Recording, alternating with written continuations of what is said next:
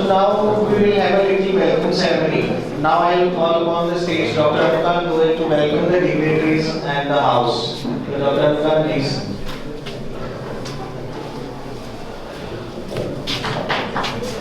Good morning everyone. I am Dr. Anukan. मैं इसी college का प्रोडक्ट हूँ, होम्योपैथिक मेडिकल कॉलेज 26 का। और हम लोगों ने ये एक्सेल एकेडमी शुरू की on inspiration of our teachers doctor JBD Castro जो आज नहीं है, डॉक्टर मीरा कैस्ट्रो और डॉक्टर मान सिंह फ्रॉम दिल्ली। उनका विजन ये था कि भी जो आज की डेट में लोग हनीमैन की टीचिंग्स को भूल रहे हैं। डॉक्टर कैस्ट्रो ने एक छोटी सी चीज़ कभी मुझसे पूछी थी कि यार एक चीज़ बताओ, 6th एडिशन 1926 में छपा और हमारे सिलेबस में हम कैंट के थ्रू पढ़ते हैं, जबकि कैंट को मरे 1919 में उसकी डेथ हो गई थी।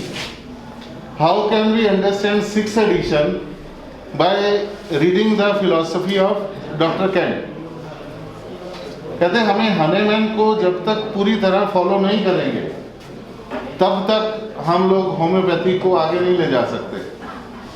उन लोगों का छोटी सी चीज़ ये कहनी थी कि भी जो सिंकोना की प्रूविंग 1800 में हुई थी या लैकेसीज की हुई थी, कोई भी प्रूविंग्स हुई थी 100-150 साल पहले, आज भी वो सिम्टम्स क्योर हो रहे हैं। जबकि हम आर्ट ऑफ साइंस इकट्ठे हैं और एलोपैथी में हर 15-20 साल के बाद कोई ना कोई साइड इफेक्ट आ जाता है और वो कहते हैं इस ड्रग को बंद कर दो। वो अपने आप को साइंस कह रहे हैं, हम क्यों नहीं कह रहे? हम लोगों में इतना कॉन्फिडेंस क्यों नहीं है? उस कॉन्फिडेंस को मोटिवेट करने के लिए, उस कॉन्फिडेंस को बिल्डअप करने के लिए ये Excel Academy of homoeopathy start की गई थी। हमारा पर्पस ये है कि भी जो हमारी एक्चुअल जगह है, होम्योपैथी की जो एक्चुअल पोजीशन है, वहाँ पे हमें पहुँचना है।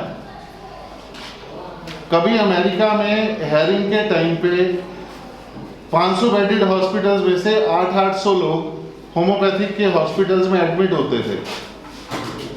आज हमारे हॉस्पिटल्स की क्या हालत है? अगर मैनेजमेंट क्या भी देगा, सॉरी टू से, जो ड्यूटी पे डॉक्टर्स होते हुए हम नाइट ड्यूटी क्यों करें? हम किस पेशेंट को एडमिट करें, हमें यही नहीं पता। उसको क्योर तो हम बाद में करेंगे ना, क्योर की लाइन तो बहुत डिफरेंट है।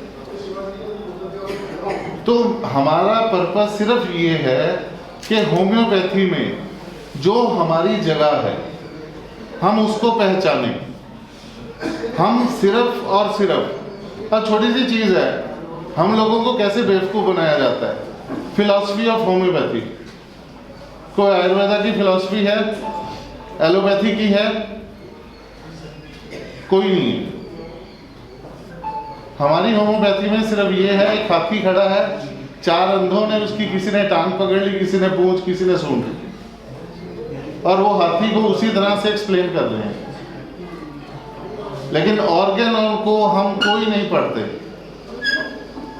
अगर हम ऑर्गेनॉन को प्रॉपर वे में पढ़ें और उसको सिर्फ वर्ड टू वर्ड समझ के ट्रांसलेशन, कुछ नहीं, ना अनुकांत की फिलॉसफी, ना डॉक्टर रेणुका टंडन की, ना डॉक्टर शिफालिका की, ना डॉक्टर अभिषेक की, किसी की थ्योरी नहीं पढ़नी।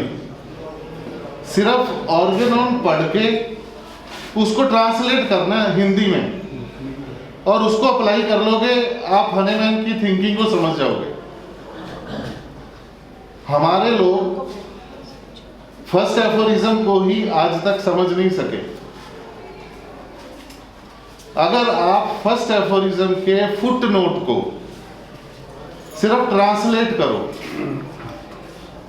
क्योर में हनीमैन ने ये कहा है कि अभी हमने उसमें कोई थ्योरी नहीं लगानी, दवाई कैसे काम करती है, सिस्टम कैसे काम करता है, हमने उसमें कोई हाइपोथेसिस नहीं लगानी।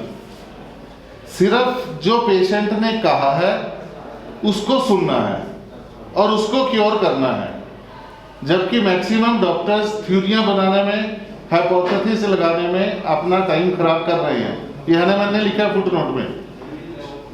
हमने सिर्फ पेशेंट को ठीक करना है उसके सिम्टम्स सुन के, बस। वो सिम्टम क्यों आया, कैसे आया, कहाँ से आया, हमारा ये काम नहीं है। क्योंकि जब हमारी प्रूविंग्स हुई हैं तो उसमें भी वो सिर्फ सिम्टम्स आए हैं। और जो इंटर्न्स हैं या डॉक्टर्स हैं वो मुझसे इत्तेफाक शायद ना रखें, सबसे ज़्यादा मिसयूज हम लोग डिजायर एवर्जन्स का करते हैं। किसी ने कह दिया आपको क्या अच्छा लगता है, मीठा, बचपन से मीठा खा रहे हो, हाँ जी, डिजायर एवर्जन, डिजायर स्वीट्स। खट्टा अच्छा नहीं लगता, एवर्जन टू सार।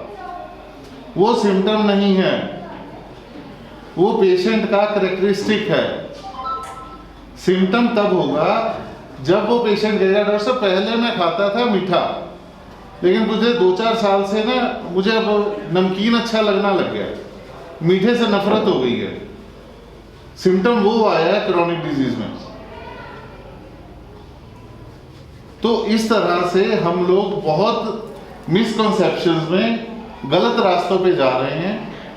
हमारा पर्पस सिर्फ ये है, आप सिर्फ ऑर्गेनॉन को ट्रांसलेट करो, सिर्फ ट्रांसलेट इंग्लिश से हिंदी में, और फिर उसके ऊपर अप्लाई करो। हम लोग किसी भी एफोरिज्म को कहीं पे भी ध्यान से नहीं पढ़ते हैं। हर किसी में या अपनी थ्योरी या सीनियर्स की बताई हुई थ्योरी या टीचर्स की थ्योरी या फिर सुपर मास्टर्स जिनके सेमिनार्स होते हैं। जब आप प्रैक्टिस में जाओगे आप देखना जुकाम की दवाई नहीं निकलती। अगर एक्यूट पेशेंट आता है जुकाम के लिए आपको बहुत मत्थाबच्ची करनी पड़ती है, और सेमिनार्स में जाओगे वो इतने ग्रेट मास्टर्स हैं, वो कैंसर की, ऑटिज्म की, बच्चों की मेंटल डेवलपमेंट के 4 कैरेक्टरिस्टिक निकाल के क्योर कर देते हैं। तो मेरा पर्पस सिर्फ यही है कि भाई हमने मोटिवेट होके, होम्योपैथी में बहुत कुछ है, हम कोई सेकंड ग्रेड लाइन के नहीं है। जब हम 200 साल से एक ही दवाई का एक ही सिम्टम रिपीटेडली ठीक कर रहे हैं विदाउट साइड इफेक्ट, तो हम सेकंड क्लास थेरेपी नहीं है। लेकिन फर्स्ट क्लास अपनी जगह पे आने के लिए हमें मेहनत करनी पड़ेगी। हमें ये हर स्टूडेंट को ये एम लेना पड़ेगा कि मैंने हॉस्पिटल खोलना, क्लिनिक नहीं खोलना, मैंने हॉस्पिटल खोलना। उसके बाद ही हम होम्योपैथी को कहीं दिखा सकेंगे। अब कोविड में हमारे इंस्टीट्यूशंस ने क्या किया हमें पता है। आर्सेनिक अगर आई थी, कोई ये बता सकता आर्सेनिक क्यों ठीक थी? किसी ने कोशिश की, आप सारे स्टूडेंट्स हैं, नेट पे बैठते हैं सारा दिन, किसी ने कोशिश की आर्सेनिक की नेगेटिव या पॉजिटिव लिए जाए? क्योंकि किसी ने, जिसने आर्सेनिक दी, हमारे जो ऊपर बैठे हैं जिन्होंने आर्सेनिक दी, उन्होंने भी नहीं सोचा कि हम क्यों दे रहे हैं। अगर हम होम्योपैथिकली प्रिंसिपल्स में देखें तो आर्सेनिक नहीं होनी चाहिए, हर पेशेंट की अलग दवाई है। लेकिन अगर आप नेट पे सर्च करते हो, एक चाइनीज टीम ने आज से 6 साल पहले ये प्रूव किया हुआ है कि जो आर्सेनिक ट्राइऑक्साइड है, यानी हमारी आर्सेनिक एल्बम, वो 6 पोटेंसी में, यानी 10⁻⁶, जब हम वहां तक उसको डाइल्यूट कर देते हैं तो वो किसी भी स्टोरेज में बैक्टीरिया, फंगस, वायरल सबको डिस्ट्रॉय कर देती है। लेकिन हमें पता ही नहीं है। हमारे CCRH ने कह दिया तो हम आर्सेनिक दे रहे हैं। उन्होंने क्यों कहा हमको नहीं पता। मैंने 3 ग्रुप्स में जो वहाँ के लीडिंग थे, 3 एसोसिएशंस में ये क्वेश्चन उठाया कि भैया आर्सेनिक क्यों है, एक पॉजिटिव एक नेगेटिव दे दो। Within 5 minutes I was blocked, या उस ग्रुप से बाहर फेंक दिया गया।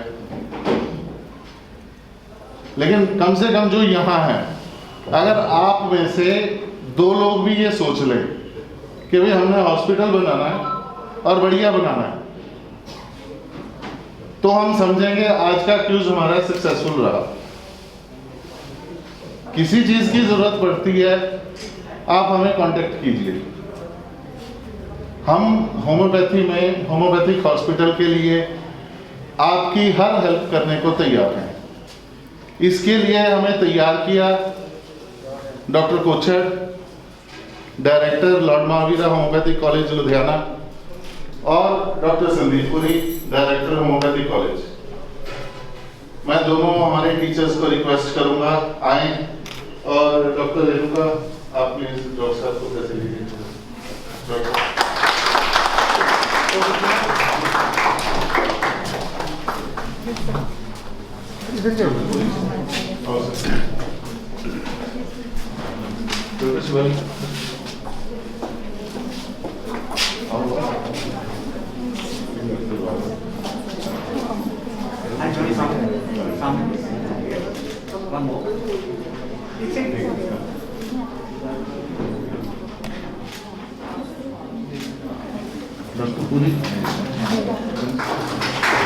I request Principal homoeopathic college doctor sorry, जिनकी सपोर्ट से, जिनकी मोटिवेशन से ये क्विज हो सका।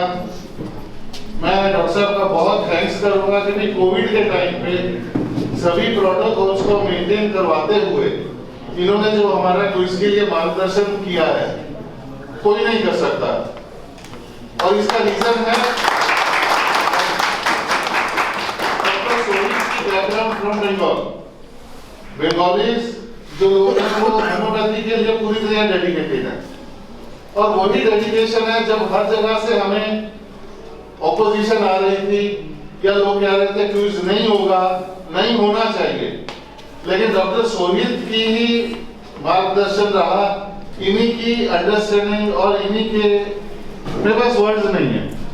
अगर ये क्विज हो रहा है तो सिर्फ और सिर्फ डॉक्टर सोहित की वजह से हो रहा है।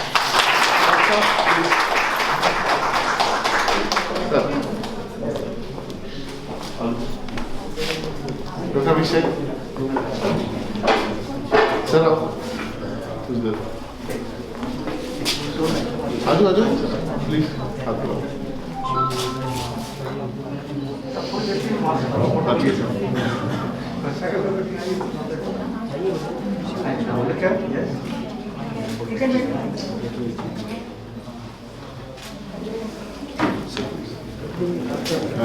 अब डॉक्टर पुरी आ चुके हैं तो ज्यादा अच्छा है कि हम डॉक्टर पुरी के आगे इनकी तारीफ नहीं करें, क्योंकि कॉलेज टाइम से ये हम सबके बहुत फेवरेट टीचर रहे हैं।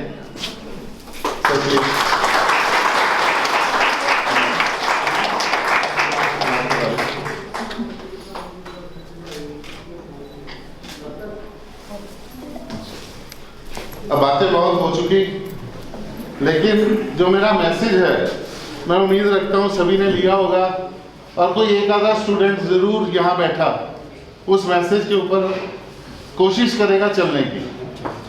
अगर गाइडेंस की ज़रूरत है हम हैं, लेकिन अब अपना एम सिर्फ क्लिनिक तक मत रखिए, क्योंकि जितने स्टूडेंट्स हैं मेरा ख्याल सभी के क्लिनिक्स चल रहे हैं, किसी का फादर के, किसी का मदर का, किसी का फैमिली क्लिनिक चल रहा है।